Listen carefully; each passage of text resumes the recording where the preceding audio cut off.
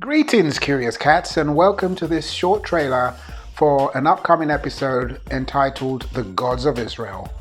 The Gods of Israel is essentially a conversation with a very close friend of mine who is an Assyriologist and also a biblical scholar. Known as Dragon Blaze, which is her Twitter handle, she is going to discuss the polytheistic origins of Yahwism.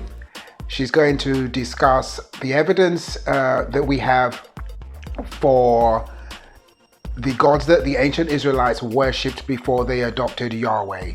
So we are going to be discussing things like the Ugaritic texts.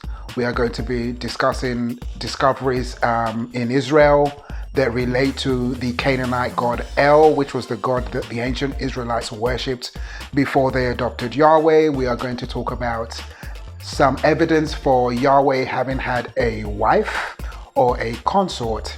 It should be a very, very interesting episode, and it's going to be the first episode in a series that we're going to have called Professor Kritikat and Friends, where essentially we're going to be inviting guests along every now and then to talk about important topics or topics that we find quite interesting.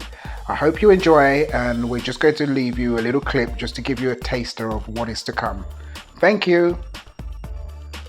I read an article in the Times of Israel a few years ago, which essentially made the claim that the ancient Israelites previously worshipped the Canaanite god El before they adopted Yahweh, and that the evidence is actually quite compelling in a literary sense, and also in the existence of place names that still exist today and theophoric names based on the name of this Canaanite god El.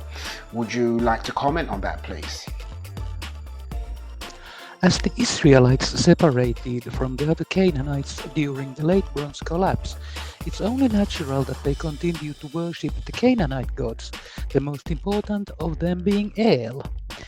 Yahweh is a relatively late arrival to the pantheon, and the evidence for this is still visible in place names and some theophoric elements in personal names.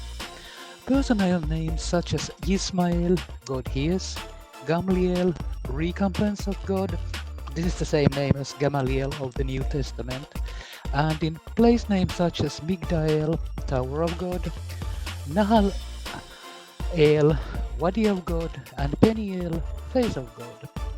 Interestingly, Yahweh is virtually absent from place names, showing only in early altar names such as Yahweh Shalom, Yahweh is peace, Kisseh Yahweh, Throne of Yahweh.